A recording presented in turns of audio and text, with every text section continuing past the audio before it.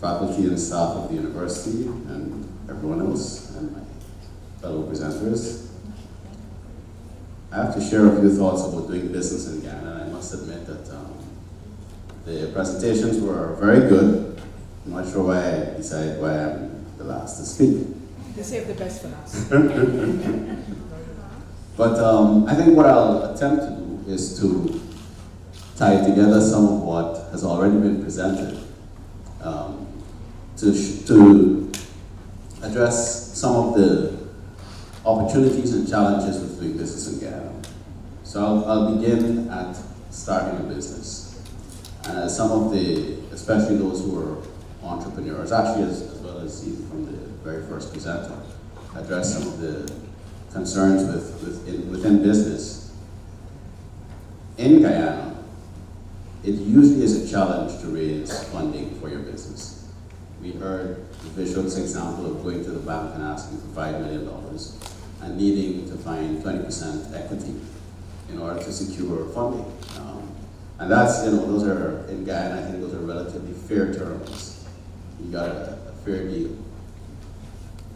The challenge is, for many of us, is for many startups, those who are starting business in Guyana, it's not just that you have to get collateral to get funding from the bank. And I think Yannick also mentioned, you can go to some others, like Small Business Bureau, and get some other funding. But the challenge with funding, most of the funding is debt funding, loan funding. And for many startups, and we heard wonderful examples of cash flow management where they can get up to pay their debts immediately. But many startup businesses require patient capital.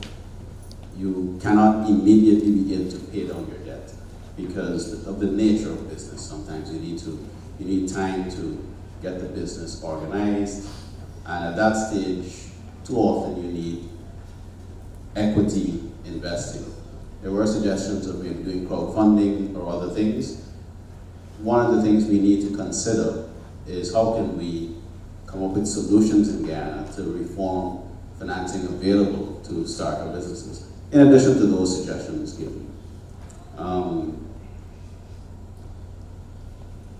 I would suggest that we need to have a look at the entire ecosystem for startups here in Guyana. There was a suggestion of looking for funding from friends and family, as some people call it. And right after that, when a business begins to demand more money, and I think Bishop's case study was a very good example of showing that you need sometimes to find a partner even after you found your first round of financing. So we need to probably, not everyone has the network and the relationships to do the things that some of those who are successful have been able to do. We have to consider how can we institutionalize some of these same structures so that many ideas out there that need to be funded can be funded. And there are structures that exist around the world that we simply can piggyback off of. So beyond the friends and family financing, we have to look at what you call seed or angel investors.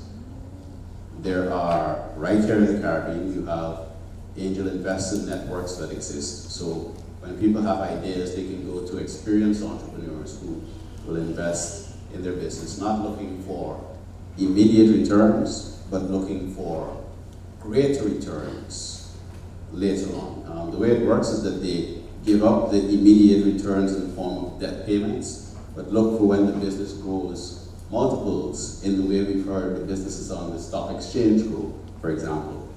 They look for their returns at that point.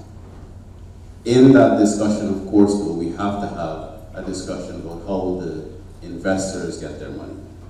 Dividends, yes, but more so they look for it, what we call a liquidity event. And ideally that would be when the company becomes a public company and is traded on the stock exchange. When that happens, it's an opportunity for the business, for the investor to make a lot of money on their investment. And that's what encourages them to be patient investors. So these are some of the things you have to look at. These are, beyond just a startup business. Growing businesses experience many challenges, and it includes financing. And again, we have to look at how to reorganize, reform our banking and financial institutions to serve. And the truth is, our banks are very, very liquid. There is a lot of liquidity in our banking system. I think that the number is something like they're in excess of 60% liquidity above the required. We have bankers here who can either confirm or correct me if I'm not right. So that some of that money might be able to be redeployed. For greater returns, there are risks for those who have studied finance and know that historically banks can become too aggressive in taking risks, and we need to manage that. That's a different conversation. We can always look at that. So there are other things in the financial ecosystem that we would want to help businesses.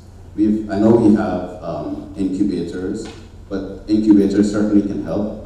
Incubators and accelerators, and we do have similar vehicles like accelerators in Guyana. These are an incubator, for example, is a place that someone can go to start a business. So it will be rent-free.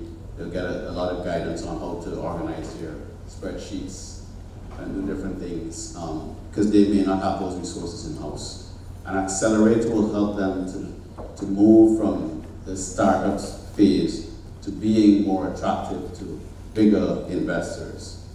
But these are some things that we can potentially look to institutionalize. And I will say, I will join in commending the University of Guyana and SEBI in particular for organizing these talks and for playing a very key role in having some of these discussions. I think that can lead to potentially being the place that helps to organize some of these institutions and drive policymakers, etc.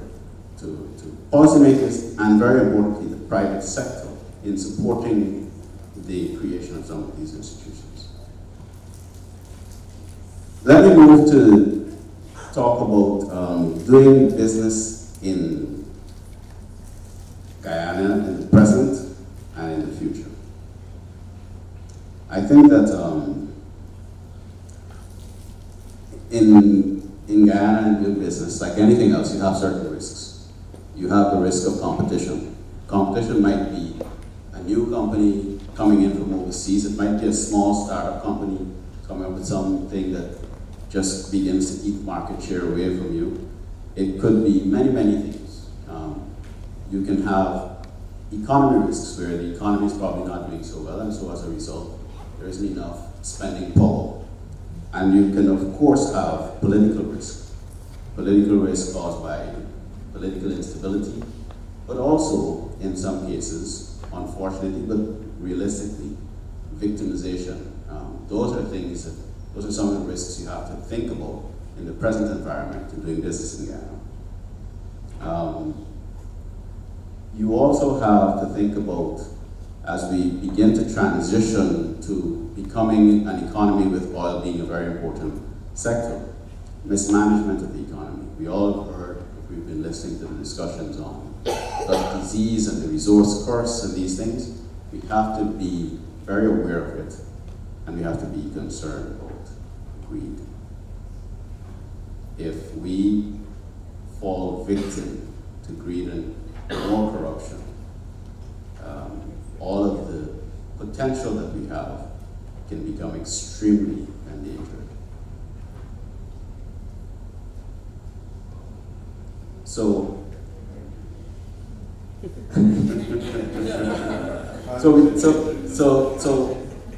to address some of those concerns, we need strong institutions.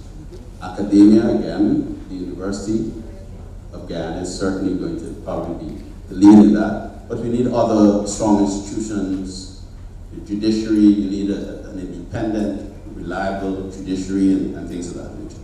I want to fast forward since it's time for me to wrap up. We have significant opportunities coming because of oil and gas.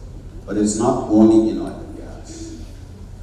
And repositioning ourselves, considering the question of money matters, a lot of the opportunities that are going to exist are going to be fairly capital intensive and require us to have the kind of banking and financial reform to enable financial institutions to finance, in particular, local companies that would like to participate in that industry, and also in accessing other sectors as the economy begins to grow.